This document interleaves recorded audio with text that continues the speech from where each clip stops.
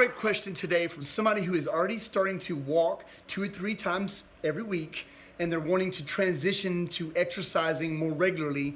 What should they do? I want to start by saying good job. Walking is the best way to introduce and start getting into exercising regularly, because most people are not going to be ready for doing some hard, intense workout.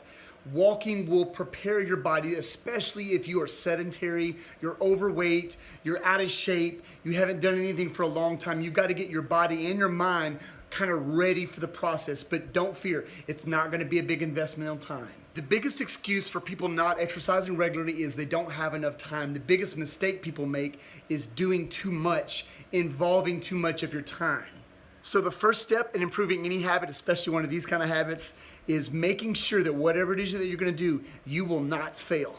And in order to do that, it must be simple, it must be easy, there must be no way you could have an excuse not to do it. For example, with regards to walking, you would start off with 5 or 10 minutes of walking a day. Everybody can do that, no excuses.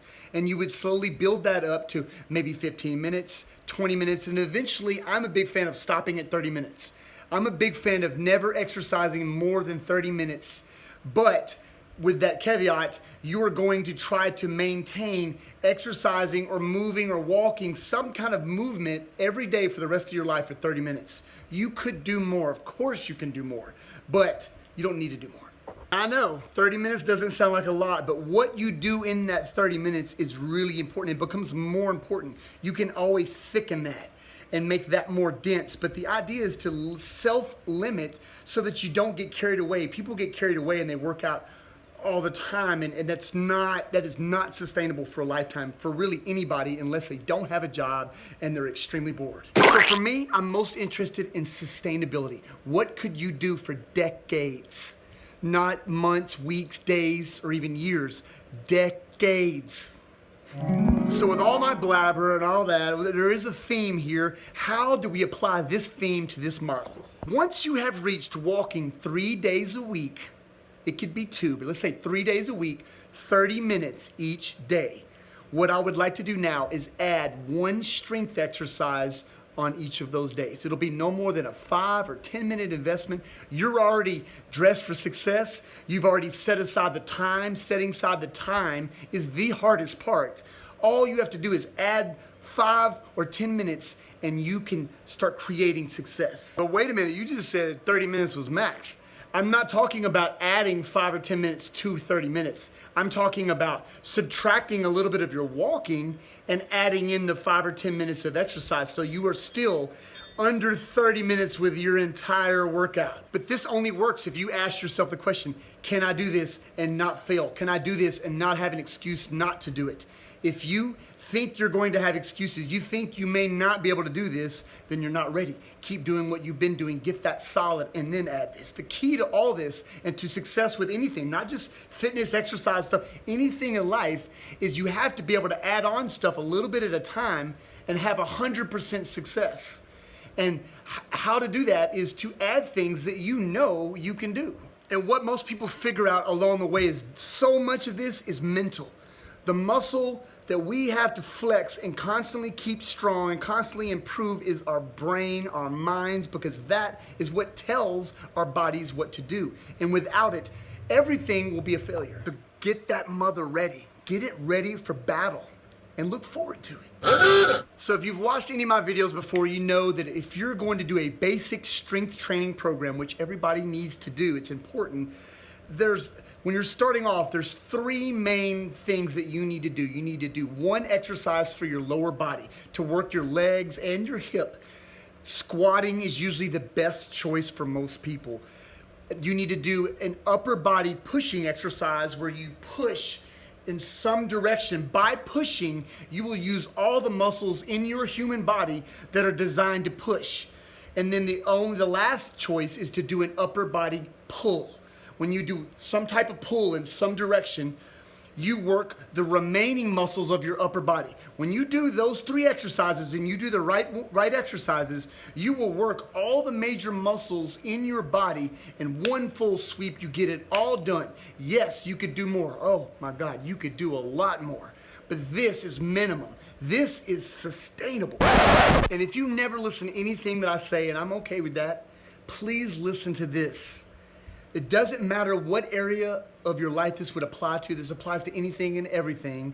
And this is basically whatever you have in your life that you want to keep on keeping on till the end of your days, it must be sustainable. It must be sustainable. And to sustain anything, it must be maintained.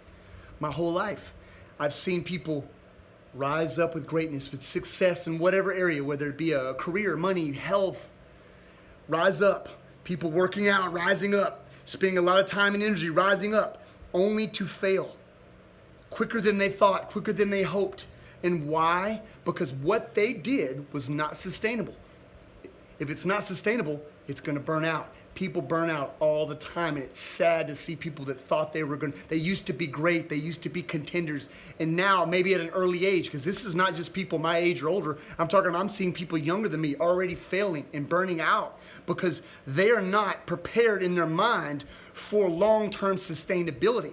They're not getting it. You can do a whole lot. You can make a whole lot of money, build your body up, do all these great things, careers and success. Is it sustainable? If it's not sustainable, bye-bye. Sorry, excuse me. Let's move on to those exercises now.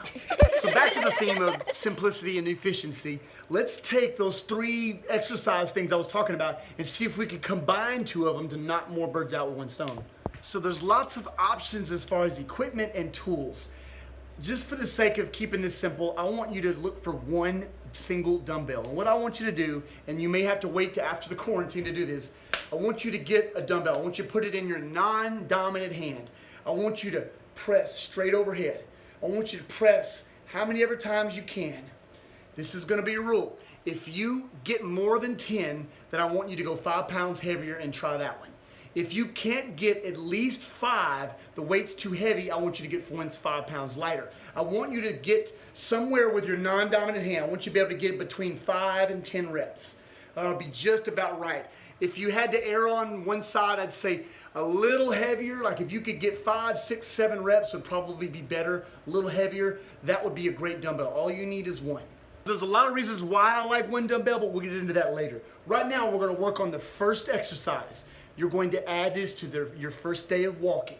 It's going to combine 2 movements. It's going to combine a squat, which is a lower body exercise, and an upper body push, a press overhead, which is going to take care of 2 exercises at one time.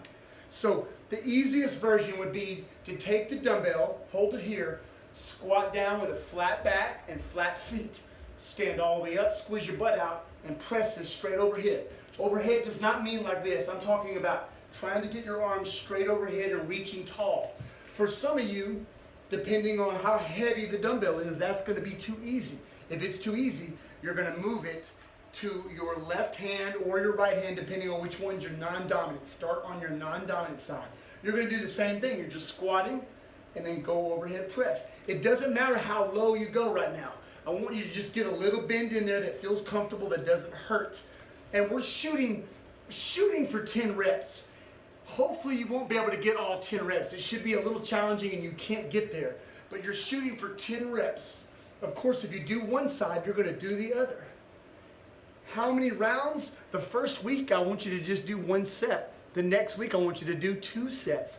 The next week after that, I want you to try 3 sets. And then 3 sets is all you'd ever do. Eventually, that dumbbell may get a little light. If I stop you at 3 sets, you may have to do more reps until you get a heavier weight. I don't want you to have to keep buying equipment. That's not the point. If it gets to the point where you're doing 3 sets, you get 10 every time, we can work on going a little faster. There's other ways to change it up without you having to buy a weight. But if we get to that point, we'll deal with that bridge when we get there. For the second exercise, this is what you would add on to the second day of your walking, is I want to get into a long stance here. I want you to get back as far as you can. Some people are going to be tight and you're not going to be able to get back that far, but get back as far as you can. Whatever leg is forward, I want you to put your elbow down there. The reason we're doing this is because I want your back straight and I want it supported so you're safe. We're going to get here. We're going to pick that dumbbell up and you're going to row. I call these lawnmower rows, and you're just trying to pull. You're going to use a lot of your upper back muscles, but you're also using your legs. You're working your balance. It's a really good introduction exercises. And yes, we could do a lot of different exercises here, but this one is is a good choice, I think, for right now. We can, like I said, you can always add on stuff later. Right now is just to build the habit. We're gonna do the same thing. You're gonna do 1 set the first week, you're gonna do 2 sets the second week, 3 sets the third week. You're gonna shoot for 10 reps each time. You may not be able to get that. Once you max out at 3 sets for 10, then we can figure out other things to do. So it doesn't matter where you put these. You could put them before you walk or after you walk. It really is your preference. After you walk, you'll have a better chance of being warmed up and less likely to get injured. But as long as you go slow and careful in these exercises, you shouldn't get hurt. But with that said, if anything hurts while you're doing an exercise, it's wrong. Stop when you feel pain, but understand that being uncomfortable and something being painful, they're not the same thing. You may think they are, but you've got to carefully learn the difference between being uncomfortable and pain. Uncomfortable is what challenges the body, and the body needs to be challenged. It doesn't need to be into pain, it needs to be uncomfortable and challenging. A lot of people border on that line and they cross over into pain. Pain does bad things you don't want to do. You want to stay in uncomfortable. If it's not uncomfortable at all, it's probably not going to have much of an effect on your health. So keep that in mind. It needs to be challenging, but not too challenging to the point where you hurt yourself. So what about the third day? On the third day, you're going to add the first thing. You're going to add the squat to press. And look at like that exercise A, this thing is exercise B. Every time you walk, you're going to do A. The next time you walk, you'll do exercise B with that. Next time you walk, you'll switch back to A. You're always going back and forth. A, B, A, B, A, B. 3 times a week. Get that solid before you worry about doing anything else. So last thing that I should add, and this will make it fun. I love music. I'm pretty sure you love music. Most people love music. Find a song. When you go to do these strength trainings, listen to some music. Dial in a song that really hits the spot. And use that to your advantage. Use that for motivation, because exercise should be more than just exercise. It should also be a stress relief. The more things attached to your workout, the more likely it is that you'll do them in the future. And that's a really, really important concept that I've learned over many years.